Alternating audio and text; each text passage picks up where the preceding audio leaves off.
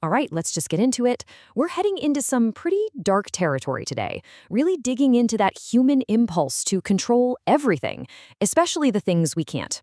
We're going to dissect a pretty cynical philosophy, one that sees most of our ambitions as, well, a desperate and pretty useless attempt to shield ourselves from a terrifying emptiness inside. So, at the very heart of all this is this one really chilling idea: the breath of the void.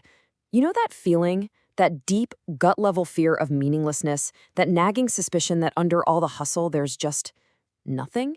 And this isn't some passive thought. It feels like an active threat.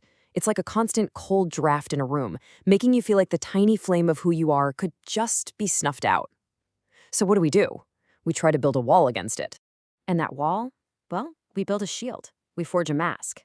But this isn't some mask for a party. It's a piece of psychological armor. It's for a war we're waging against ourselves and the universe. We call it the Trickster's mask. Now, what's absolutely crucial to get here is that this isn't about playful, fun humor. We're talking about cruel mockery and biting sarcasm. I mean, we all know that person, or maybe sometimes we've been that person who uses a sharp wit to keep everyone at a distance. This isn't humor that's meant to connect or to heal. No, it's armor, pure and simple. It's used to keep the terrifying vulnerability of actual personal growth safely locked away. So, here's the real end game of this mask. Its ultimate goal is to achieve something called static control. See, life, this spirit of becoming, is messy. It's fluid, chaotic, and completely unpredictable. The mask is our attempt to freeze all of that, to lock the soul into what the Source calls the lead of mortality. Imagine trying to freeze a raging river. Yeah, you stop the movement, but you kill everything that made it a river. That's the mask. It creates a false sense of safety, but the cost is total spiritual stagnation. So how does this actually look in practice? Well, the source material gives us these 4 parables to chew on. You should think of them as case studies, really. Each one is a grim little example of how this desperate grab for control is completely doomed from the very start.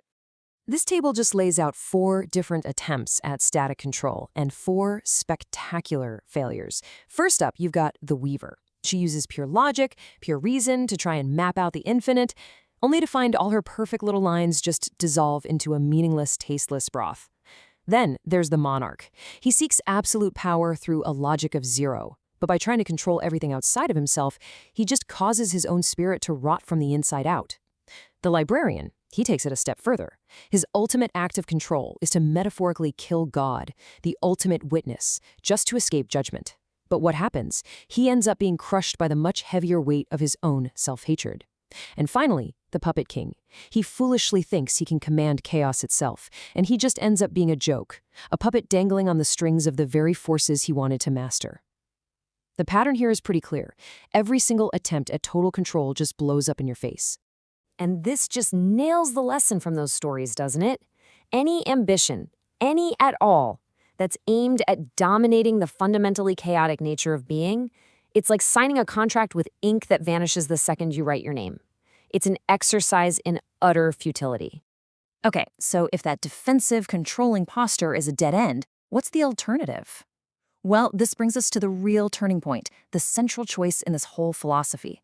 The evolution from that defensive, scared trickster, the shadow jester, into something else entirely. This slide lays it all out, side by side. The shadow jester, our trickster, he hides from the void. He uses his humor like a weapon. His whole goal is static control, and his fate is spiritual entropy, just a slow internal decay into nothing. But then you have the light jester. He takes the completely opposite path. He smiles at the void. He uses humor for growth. He embraces the chaotic spirit of becoming. And what he gets is what Nietzsche called the gay science, this joyful yes to life with all its absurdity and all its pain included. It really couldn't be any clearer. The path forward isn't about beating the void or trying to fill the emptiness. You can't. The only thing you can possibly change is your relationship to it. You can either cower behind a mask of sarcasm, or you can learn how to dance with it. So, how in the world do you learn that dance? Well, the sources argue it demands a violent, chaotic kind of transformation, a complete shattering of that old, rigid, fearful self. This is what's called the Dionysian rupture. It's that moment you finally let that frozen, leaden part of yourself just melt down. It is messy, it's chaotic, it's the liquefaction of the soul. And it's apparently absolutely necessary if you want to break free from that defensive posture and finally embrace the total, terrifying, and beautiful reality of who you actually are. Now, this path isn't some simple checklist, it's a metaphorical journey. It all starts with terminal honesty, and that means ripping off your own mask of control. Next, you have to confront your shadow, the ugliest man, and acknowledge all the parts of yourself you'd much rather ignore. From there, you perform a grave dance, which means transforming your own heavy seriousness into something lighter, more playful. And only then, after all that, can you finally say that joyful yes to everything, achieving Amar Fati, a love of your fate no matter what it is. And what you find on the other side of that rapture is this incredible truth. Control was never the source of real power. True freedom, true sovereignty of the soul comes from embracing the absurd, from finally realizing the universe doesn't play by your rules, and finding that fact liberating, not terrifying. So, if trying to control everything is a fool's errand, just a contract written in disappearing ink, then maybe the only question that really matters is this. Faced with all this beautiful, terrifying chaos, what is the unique, absurd, and joyful dance that only you can bring to the world?